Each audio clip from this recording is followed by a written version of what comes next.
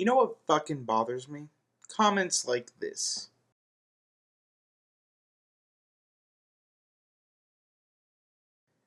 Companies nowadays are so fucking pushed into adding shitty multiplayer into their games. Now, don't get me wrong, multiplayer is an excellent feature in a game, but if your game is clearly not built around it, it's not going to work well. Now, two great examples of this are Battalion Wars 2 and Condemned 2 Bloodshot. Now, Condemned 2 Bloodshot has a very decent multiplayer. It's not bad, it's okay. But am I going to play it over Left 4 Dead? Am I going to play it over Gears of War? Am I going to play it over Call of Duty? Fuck no. I'm not going to play, some lackluster multiplayer. Because multiplayer is such a robust experience, you're going to want the best that's out there. All I'm going to do is play it for the single player. Now, the single player in this game is very decent. I mean, it's really good. It could have been a lot better, more like Condemned 1's.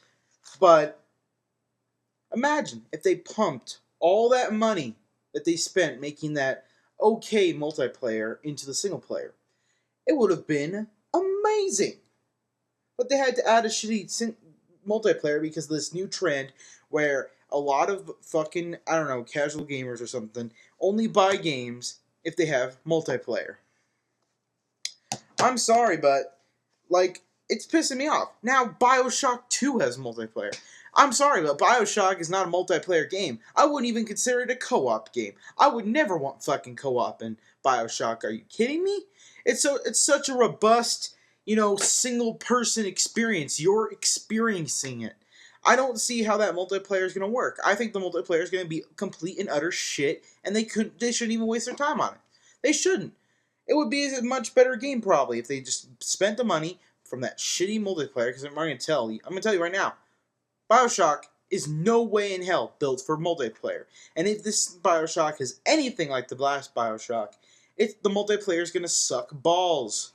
And I'm telling you, Condemned 2, the storyline probably could have had a lot more depth to it if they spent the money, more money into that than the, mediocre online. It's just ridiculous. I think that, if design your game around what you're going to do with it. I mean, it's okay to have a single player experience in Call of Duty and that, but you know that when you buy that game, it's mostly based around multiplayer. So you're probably going to play it on multiplayer a lot more than you're going to play it online. On in single player. So they know that they're just going to make a okay single player story. I think if the money from both of these ends were pumped into each other, like if Call of Duty had more money spent into its multiplayer and Condemned 2 had more money spent into its single player, they would have been astounding games. Although Call of Duty is an astounding game. I mean, the multiplayer is excellent AAA quality. The story is alright, but, it's not the best in the world. And I think that money could have been better suited towards the multiplayer. Just saying.